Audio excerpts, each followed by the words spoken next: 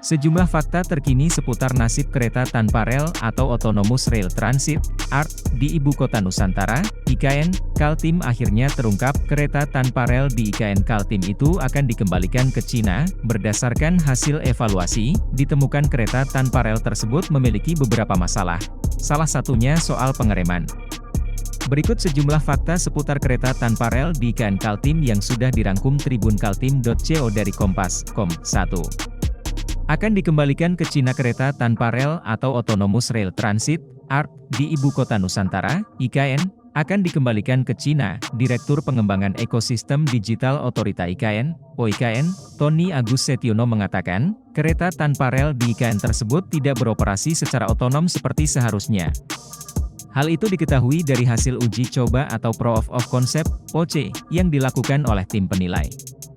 Sebelumnya, kereta tanpa rel buatan CRRC Qingdao Xifang Cina itu sempat menjalani uji coba atau Proof of Concept (POC). Penilaian POC itu berlangsung sejak 12 September 2024 sampai dengan 22 Oktober 2024 di kawasan inti pusat pemerintah, KIP, IKN dengan rute pengujian yang mencakup area sekitar Kemenko 1, 4 serta Jalan Sumbu Kebangsaan sisi barat dan timur. Selanjutnya, Tony mengatakan, proses pengembalian kereta tanpa rel ke Cina tersebut masih dikoordinasikan dengan Kementerian Perhubungan. Kemenhub. Insya Allah, pengembalian dilakukan tahun 2024 ini.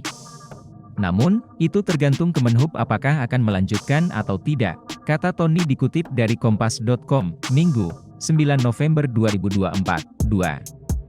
Hasil evaluasi uji coba kereta tanpa rel di IKN, rem bermasalah. Deputi Bidang Transformasi Hijau dan Digital Otorita IKN, OIKN, Muhammad Ali Berawi menjelaskan, ada 3 catatan penting dari hasil temuan tim penilai usai uji coba terhadap kereta tanpa rel itu. Pertama, tram produksi CRRC Qingdao Xifang tersebut masih belum bisa berfungsi secara otonom. Hal itu karena pengemudi masih tetap duduk memegang kemudi, steer, dan selalu bersiap untuk mengambil alih, override, kendali otomatis ke manual. Hal ini memperlihatkan bahwa penyedia teknologi belum yakin penuh pada keandalan, reliabilitas, sistem kendali otonomusnya, ujarnya dilansir dari Kompas.com, Jumat, 7 November 2024. Catatan kedua adalah performa sistem otonom belum teruji sepenuhnya, disebutkan. Tidak terdapat rencana kecepatan dan pengereman per rute jalan atau programmable route control. Selain itu, beberapa skenario perjalanan yang diminta untuk pengujian otomatisasi masih memerlukan pengaturan ulang di lapangan, sehingga tram ini belum terbukti memiliki sistem otonom yang adaptif terhadap berbagai kondisi yang mungkin terjadi selama operasional. Kemudian catatan ketiga, sistem pengereman otonom pada tram ini juga belum menunjukkan kemampuan pengereman. Hal itu terlihat dari pengujian pengurangan kecepatan maupun pemberian peringatan secara otomatis bila dijumpai adanya penghalang atau objek yang melintas. Dari berbagai hasil temuan itu, tim penilai POC menyimpulkan bahwa mode otonom belum berfungsi optimal karena masih harus ada intervensi manual pengemudi dalam keadaan darurat.